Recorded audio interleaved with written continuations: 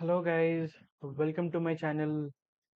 Today let's learn how to configure Tailwind CSS with React application.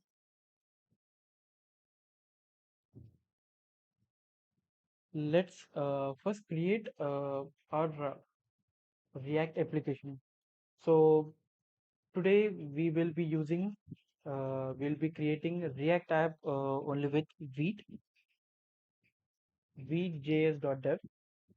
So let's start creating it. So to create a React app using Vite, we have two formats, which is npm create Vite latest or npm create Vite latest with project name and with using template. So today I'll be using this particular format.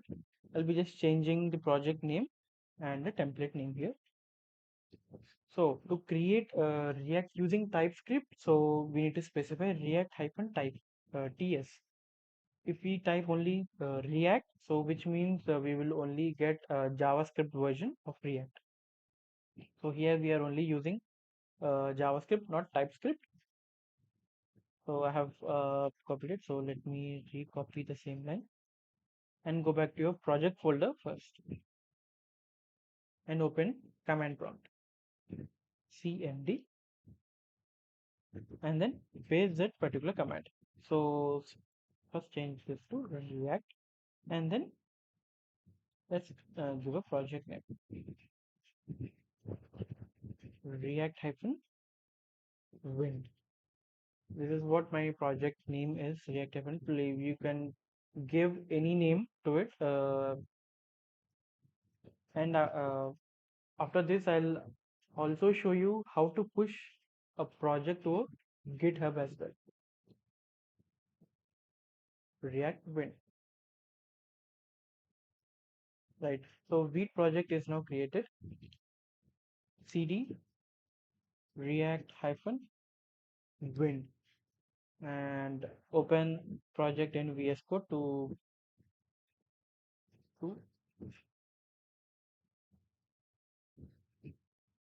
right, and close the other terminal which we have opened. Okay, so firstly install the dependencies which are required, the basic dependencies. Type npm npm install. Yeah, you can use any command. It's everything the same. It's only the short form. Okay, while the packages are being installed, let's now go back and see how we can install Tailwind in a React project. Open a new tab, tailwindcss.com. Right. So Tailwind CSS. So this is the official website of Tailwind CSS. Click on Get Started. Okay. So we have 4 different installation methods. So which is Tailwind CLI, which is using Post CSS, which is using Framework Guide, and which is using Play CDN. We can use Play CDN, which is just basic link which we can add in the HTML tag. Okay. So if we use this particular tag, what happens is Tailwind CSS we can use in our project, but it might not work as expected all the time. So it might work properly, or it might in give you Tailwind CSS or load the CSS correctly. And if we have multiple HTML files, then this might take a lot of time as well to load CSS on your application or in the browser as well. Only just to try or testing purpose, yeah, you can use this, but for projects or production grade applications, I recommend not to use CDN. Okay, so for our project, so we need to click on framework guides, and here we have different frameworks like Remix, Symfony, Meter, CRA, Astro, and Next.js. As we know, React is only a UI library, but for Tailwind, it's everything the same. So it is just a plugin which we are using in a project. So for them, it's a framework. So in our case, we are using Vite. So click on Vite. Okay, so if we are using React, so this is how we get. If we are using Vue, this is what the format is. If you are using Svelte, this is the format. The basic starting format, everything is actually the same. Project name, template, Svelte. Below, if we see maximum, it's the same case for everything. If you're using React, it's again the same thing. The format and the steps a little bit up and down. Okay. Let me now copy this install npm install folder. Go back to VS Code. I'm pasting it. Okay, so we are installing Tailwind CSS, Post CSS, and Auto Prefixer as dev dependencies here. That is what the Tailwind CSS documentation is asking us to do. So I'm just following the documentation. Let me copy the another command, npx command. Yeah, so it is now given. So npx tailwind init hyphen p is nothing but it will give us tailwind config file, so which will look like this. So we don't need to create such file. So tailwind itself is actually giving us this file now, and we need to update that file content. So just content part we need to update it. So okay, so whenever we are updating like this, so make sure you give a comma here. If comma is not given, uh, app may crash and it will not work. So a simple comma will actually lead to many other problems actually. So make sure you specify comma or only just copy the content inside the content part. It also works. It's actually the same thing which we are actually doing it. I've just copied the whole content line instead of just copying inside part. Now we have updated our Tailwind config. So the next step is we need to add directives, Tailwind directives here in inside index.css. We need to add this particular line. Let's open index.css. It's inside, yeah, index.css. So inside source. Let me open on the top. I think in the top.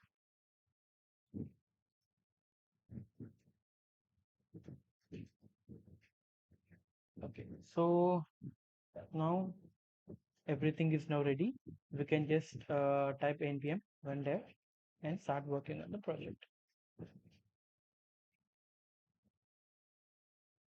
Right now, project is now ready. Let's go back and open it in the project. Okay, so if you see the CSS and everything is now up and down or something is not working properly. Okay, we have got a warning which says no utility classes were detected in your source file, which means okay, we have actually added our Tailwind CSS, but we haven't used in our project. So quickly, what I'll do, I'll just remove the basic CSS, whatever there in this. I'll just update it. Also, I'll open app.jsx as well. Let me pull this terminal down. Okay, let me just clear everything and H1 tag. Welcome to Vite React. Okay, it's giving me few errors. Let me just quickly remove everything. I don't need use state hook as well in this particular project. Now, let me add classes in this H1 class name. So let me type text 3 Excel. Okay, so one thing is if we need to install, if we need to use Tailwind CSS in any project, we also need to add an extension in our VS Code, which is nothing but Tailwind CSS intelligence. So which comes here inside Tailwind CSS. So if we type Tailwind CSS, the first one, where is that? Yeah, so here we get Tailwind CSS intelligence, which is given by the Tailwind team itself. So if we don't use this snippet or extension, so we won't be getting any suggestions inside the code. So make sure you install this particular package or plugin in your editor. Now let's add few more classes to it. Text, rows, and 500. Font, medium. Okay, so if you want to learn more CSS classes of Tailwind CSS, yeah, we can go back to Tailwind website, and on the left side, if you see, we if we scroll down, we have different options called customization. Inside this customization, if you click colors, we get different colors with different shades.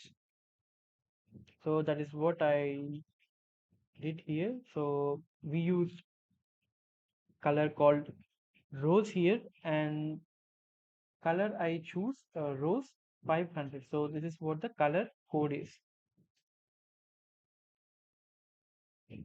If you have any colors other than these, we can add them inside Tailwind configuration file as well. We can give our own own color name, and we can start using it. And Tailwind detects them, and we can use it. Like for same font family as well, we can do that.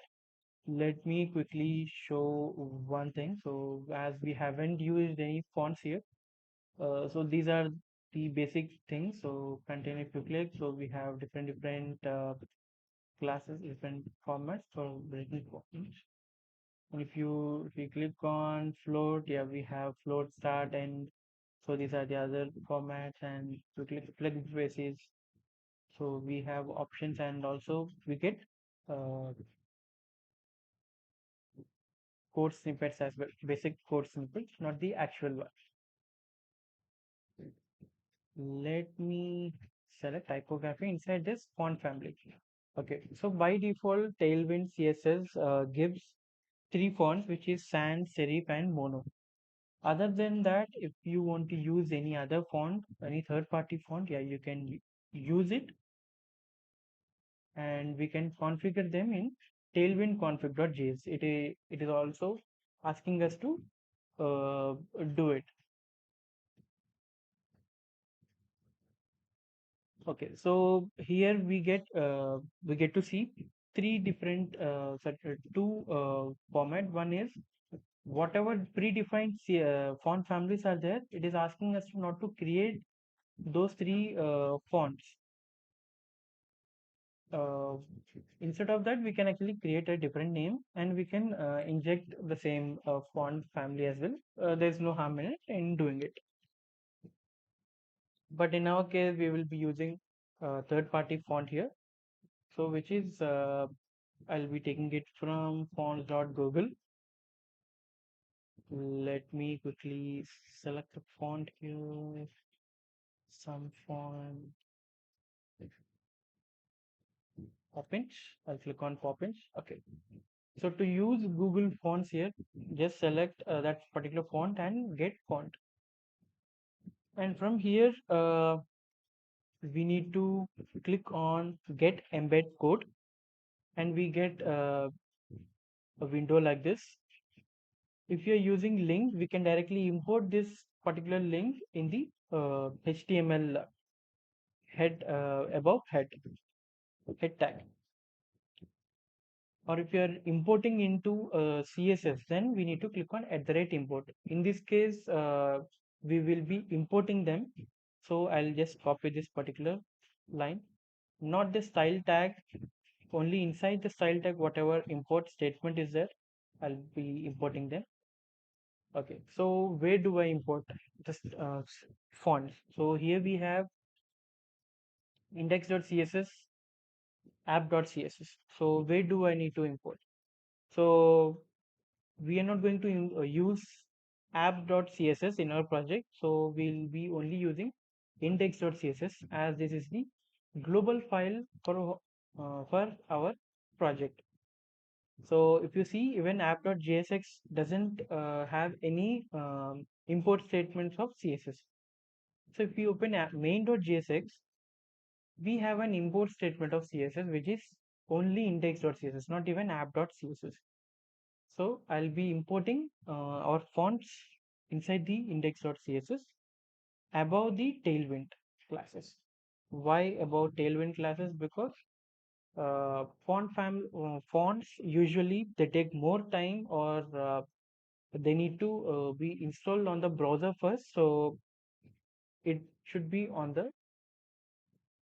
the first line of CSS file. Even if we add below, so what happens is it gives us error sometimes. So let me quickly show.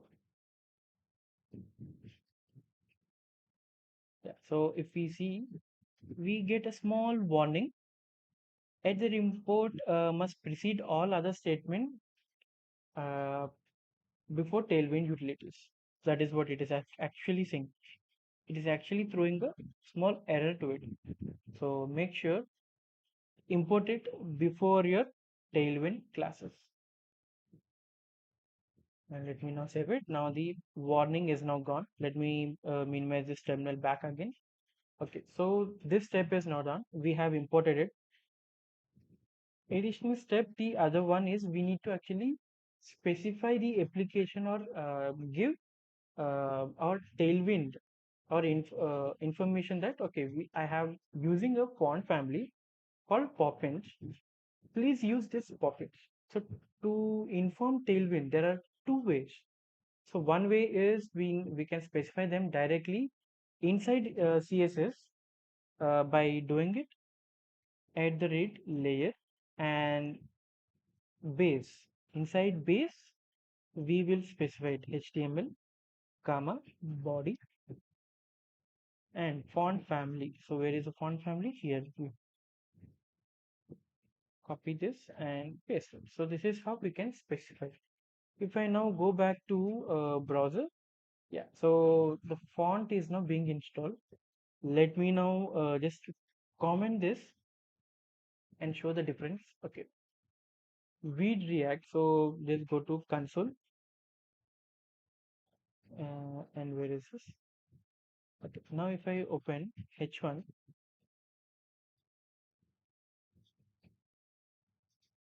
so only thing is we get only text rows, font medium, text 3xl, but there is no other way that okay, which font the project is being used, it's using.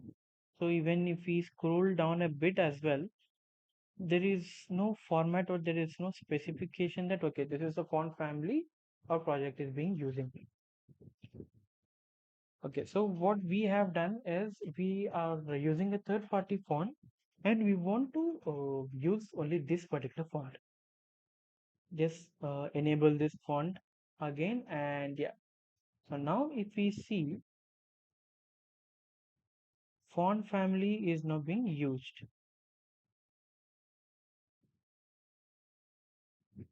Yeah, so HTML, body, font family, Poppins and sans serif. If I disable it from here, we get a different font. If I enable it, font family is being used. This is one way. There is another way which we can use is adding the font family inside tailwind.config.js. Let's open tailwind.config.js.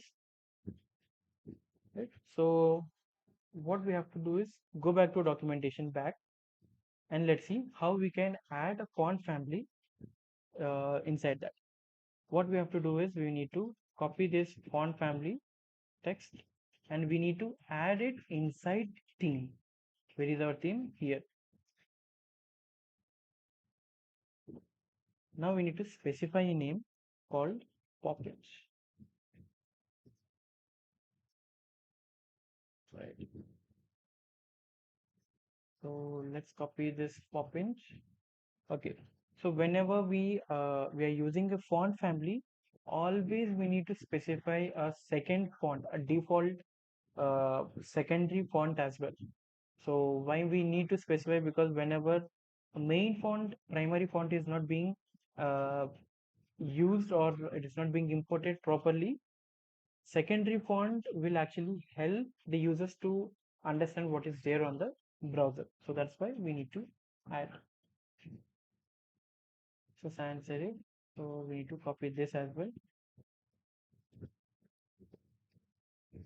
So this is how we can add our custom fonts inside tailwind.config.js. Right. So if I start, now I can start using this font inside my project now. Let me add a p tag now, lorem.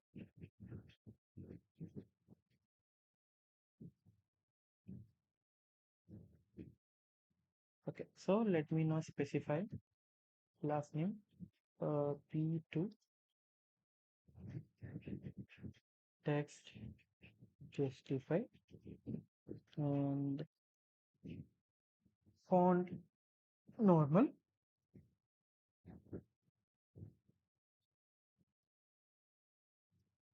textile 500, and now I'll specify font. Okay, so now it is giving me the options font poppins, so which is from font family. So let me click this, and above I haven't used any font. So by default project uses a particular font. By default project uses poppins only because I have set it in a such a way that it should only use poppins font or sans serif. So in this case, what I did is it should use only font poppins, not sans serif as well. Though I have added, yeah. Now if I click on this, so now it gives font poppins, and it is loading poppins and sans serif. Though I can remove this sans serif from here, but still it's a good practice that we always specify at least a secondary font on the standby. By the time the main font is being loaded, secondary font at least it will explain the user, okay, it is being added, the font is being used, and this is how the text or content looks like. So this is how we can configure our project. So as we haven't created anything, so let's now push this particular project inside our Git. Let's go to our GitHub and let's create a project and create a repository. Say Vite Tailwind um,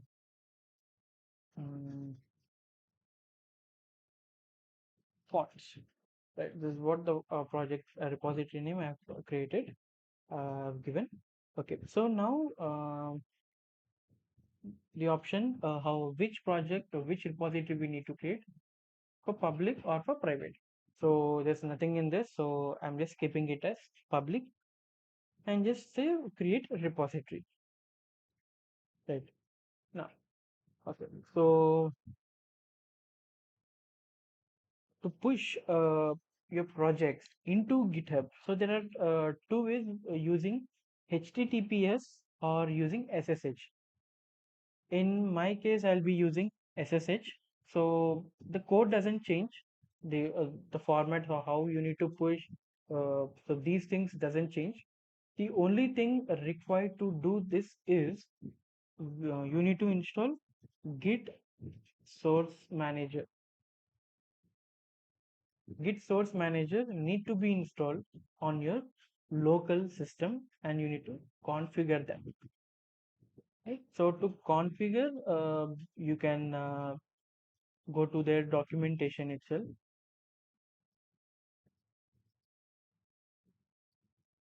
Just a minute. Configure git config. Right. So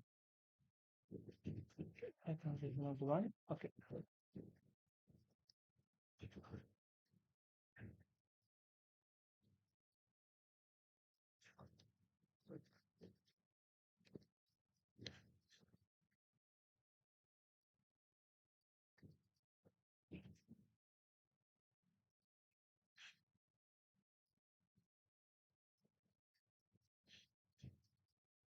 Right. Installing the Git. So there are a couple of ways. So installing on Windows is we need to install them directly from the downloads folder. Okay. So configuration of Git is very much important. So just type git configure username and email. Yeah. So this is what we need to do after we install Git in our project. So once we do it, we need to specify our username, global username and global email. So if you don't specify this, your GitHub might not work properly, or it might not push your codes into GitHub. So please do this. So I'll specify the links below in the description box. What all you need to do, how you can configure them, where you can download Git, and what all you can do. Okay, so this is how you need to configure them. And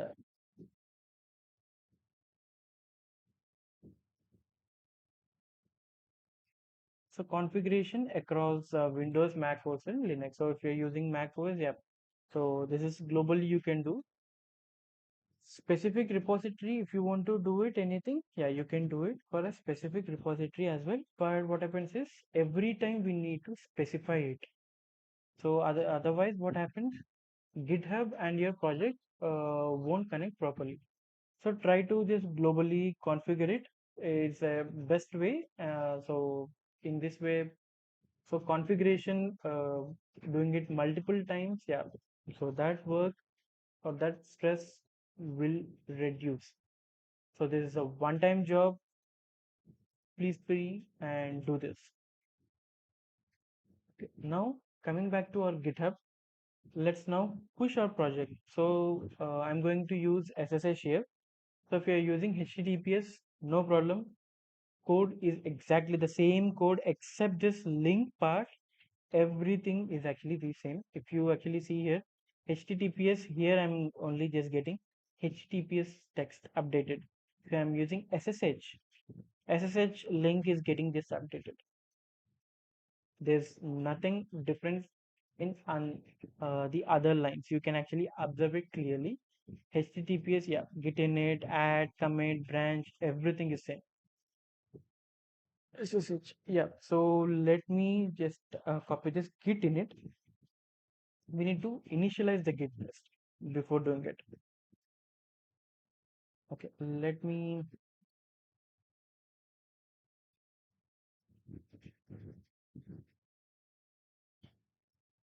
close the terminal, close this project now. CLS git init. So once we initialize the git, so empty git will be created in the project. As we can see here, every file is being painted in green color. So which means our project is now ready, and it is under unstatus format, unstaged format, not status, sorry, it is in unstaged format.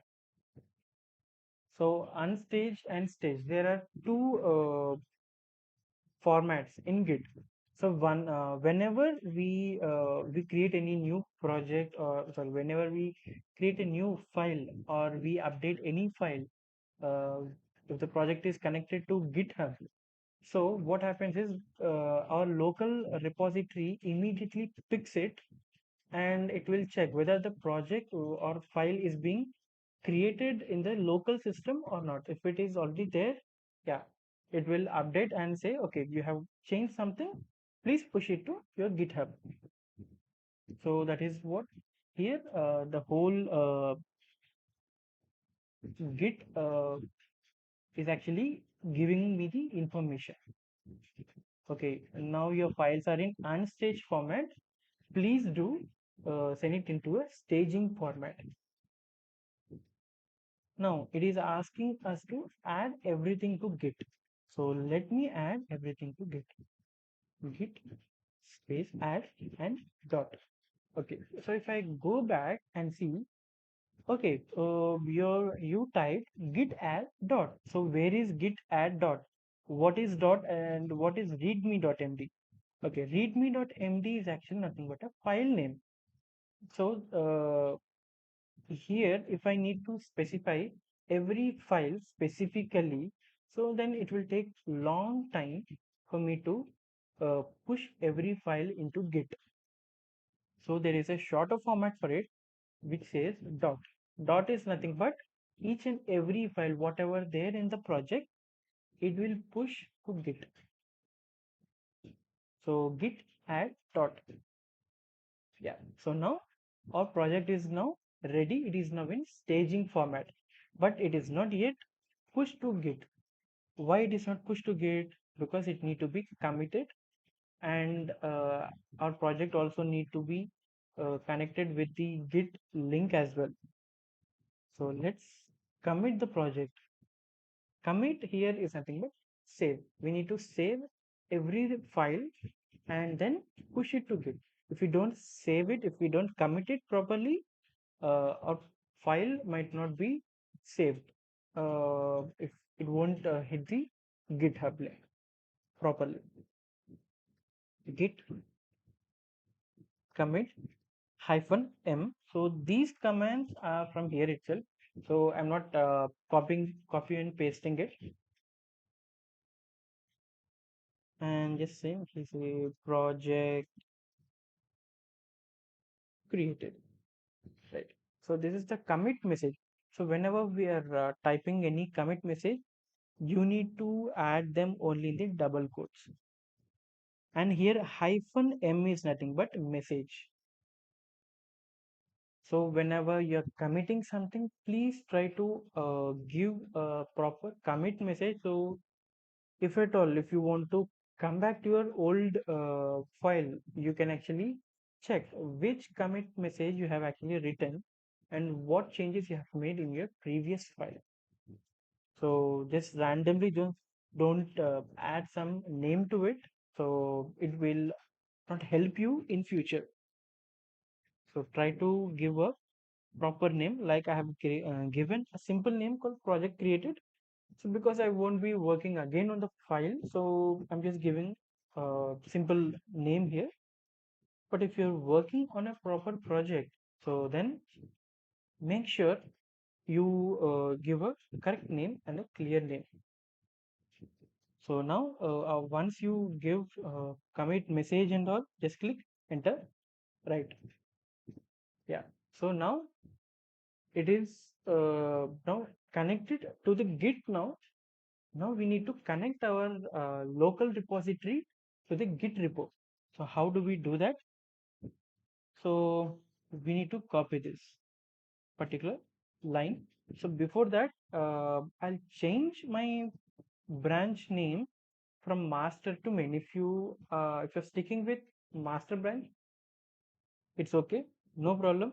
Here in my case, I'll be changing my branch name to main. As you can see here, now it is changed to main. So now I'll copy paste that command git remote add origin and the and my git link. So git link is from here. So this is what we have given. So whatever there before your project is your GitHub ID, right? Now our project is now connected. Our local repository is now connected to our GitHub repository, but still we haven't pushed to our GitHub. So let's push our project. Git push -u origin, and we need to specify our branch name. So our branch name is only main. So in this case, if we are working on different branches, then we need to specify which branch we are actually pushing with. Otherwise, on the default branch, it might push, and main branch can be altered. So make sure which branch you are actually pushing with. So by default, React doesn't refresh the page, so we need to manually refresh it and check it. Yeah. So this is how the project is being created. So from here, if you want to uh, add your project to, or you want to serve it on a server, yeah, you can use any server, you can deploy them. So here, I'm not going to deploy this particular project anywhere. So if you need any file, if you want to deploy a project of, or if you want me to create a project and show how you can deploy them in